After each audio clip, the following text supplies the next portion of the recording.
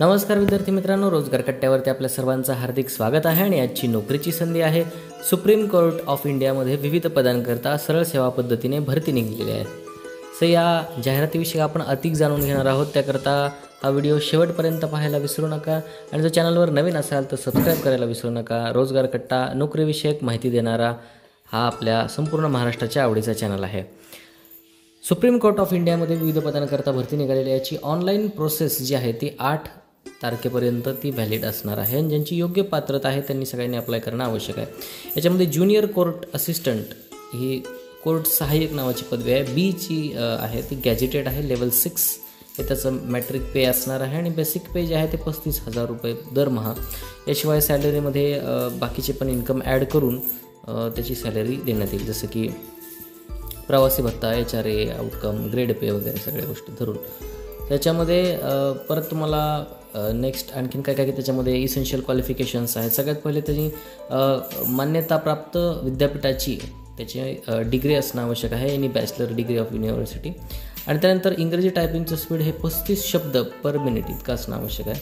आणि त्याला संगणकाचं किमान ज्ञान असणं आवश्यक आहे, जसं की MSc CCCचा कोर्स त्याचा झालेला असला पाहिजे.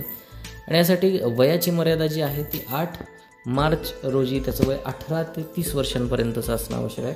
SC ST आणि OBCसाठी वयामध्ये सवलत देण्यात आलेली आहे. रिझर्वेशन जे आहे SC ST OBCसाठी सेंट्रल गव्हर्नमेंटच्या नियमावलीनुसार त्यांना देण्यात येईल. आणि यामध्ये परीक्षा जी आहे ती परीक्षा होणार आहे. ऑब्जेक्टिव्ह टाईप क्वेश्चन्स असतील, मल्टिपल चॉईस क्वेश्चन 100 प्रश्न असतील. त्यातले 50 हे इंग्रजी भाषेवरती असतील, 25 प्रश्न जे आहेत ते जनरल ॲप्टिट्यूडवरती आणि 25 प्रश्न जनरल नॉलेजवरती. एकूण 2 तास वेळ असेल.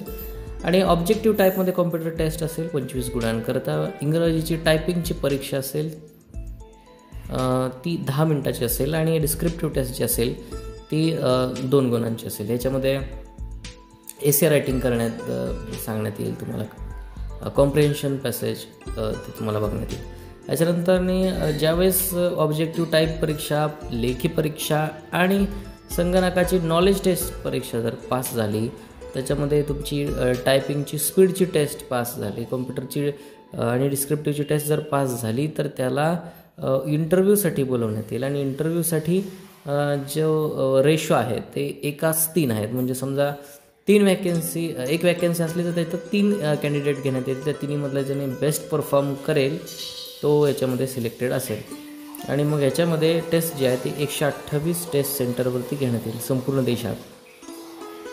आणि याचं रजिस्ट्रेशन आणि पेमेंटची फी कुठं भरायची आहे तर बघा, सगळ्यात पहिले ज्याचं रजिस्ट्रेशन आहे sci.supremecourtofindia.gov.in या वेबसाईटवरती तुम्हाला जाऊन त्याचं रजिस्ट्रेशन करायचं आहे.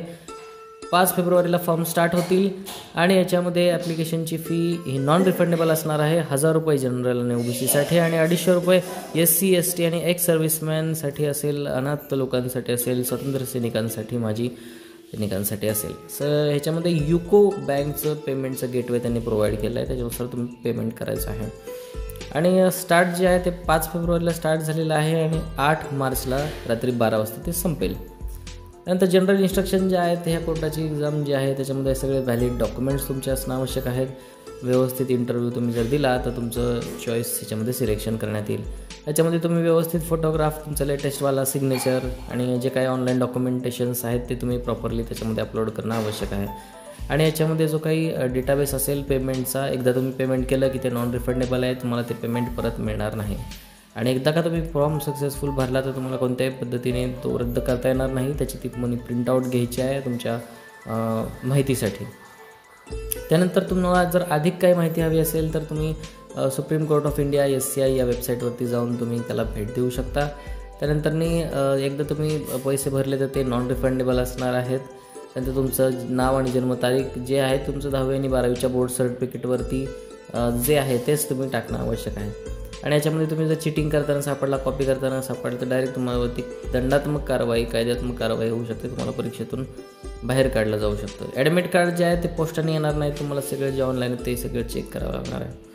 आणि SMS कोणत्याही पद्धतीचा येईल, ईमेलवरती येईल, SMS येईल, ते तुम्हाला रिटर्न टेस्ट कधी आहे काय आहे त्या संदर्भामध्ये वेबसाईटवरती तुम्ही जो तुम्ही एक्झाम फॉर्म भरताना तो ईमेल ID मोबाईल नंबर टाकला आहे त्याच्यावरती त्या नोटिफिकेशन्स तुम्हाला येत राहतील. आणि याच्यामध्ये गव्हर्नमेंटचे जे काही नियमावली आहे त्यानुसार तुम्हाला त्या गोष्टी प्रोव्हाइड करण्यात येते. याचे सगळे हक्क आणि जे काही अधिकार आहेत ते सगळे सुप्रीम कोर्ट ऑफ इंडियाने राखून ठेवलेले आहेत. आणि परीक्षेचे सेंटर्स याच्यामध्ये कोणकोणते आहेत बघा. बिहारमध्ये कोणते आहेत, ओडिसा, झारखंड, आसाम, अरुणाचल प्रदेश, मेघालय, मिझोरम, त्रिपुरा, वेस्ट बेंगॉल, दिल्ली, उत्तर प्रदेश, राजस्थान, हिमाचल प्रदेश, हरियाणा, पंजाब, आंध्र प्रदेश, कर्नाटका, तेलंगणा, केरळा, पुदुचेरी, तमिळनाडू, गुजरात, महाराष्ट्र, मध्य प्रदेश, छत्तीसगड अशा विविध प्रकारच्या 128 सेंटरमध्ये ही परीक्षा तुमची कंडक्ट केली जाणार आहे.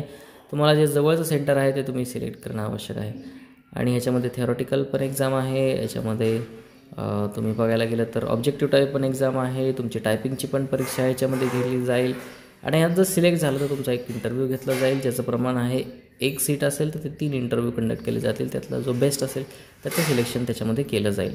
सो विद्यार्थी मित्रांनो, ही माहिती तुम्हाला कशी वाटली? जास्तीत जास्त हा व्हिडिओ तुमच्या स्पर्धा परीक्षा करणाऱ्या मित्रमैत्रिणींना पोचवा. तुमचे जे कोणी टायपिंग इन्स्टिट्यूटवाले आहेत ओळखीचे त्यांना तुम्ही हा शेअर करा. त्यानंतर रोजगार कट्टा या चॅनलला लाईक करा, कमेंट करा, शेअर करा, सबस्क्राईब करा. धन्यवाद.